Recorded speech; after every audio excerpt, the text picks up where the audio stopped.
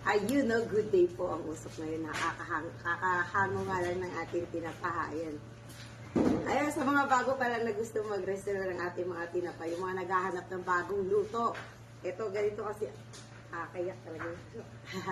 Ganito po kasi yung bagong luto. Makatas pa po talaga siya. Ayan, nakita niyo, may tumutulo-tulo pa po sa kanya. May katas kasi talaga sa loob yan.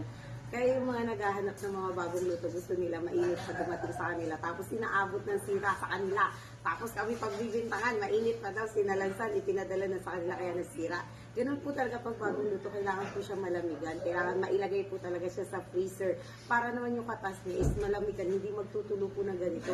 Pag po talaga bagong luto po yung mga tinapa, dinala natin yan sa inyo. Makatas yan. Malamang magsasabaw po yan sa ilalim ng karton kapag dinala sa inyo. At meron po kayong mahahawakan na parang lagkit. Katas po yun ng isda. Katas po yun ng isda. Hindi po yun, hindi dahil sinalansan ng mainit. Siyempre, pinapalamig po muna talaga natin yung ating mga tinapabagay sa lansan.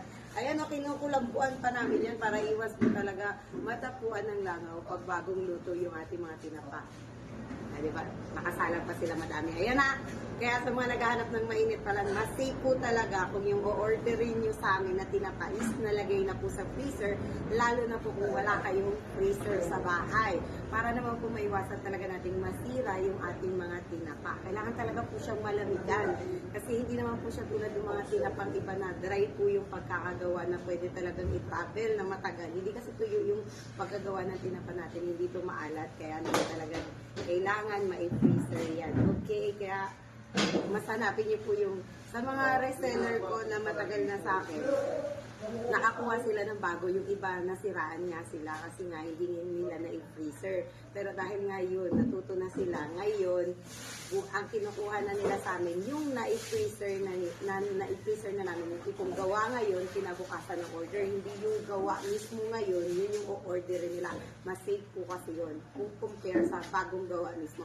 Pwede naman yung bagong gawa, basta ma-dispose nyo na yun agad yan. Or may freezer kayo, much better po. Yun lang. I'm very good.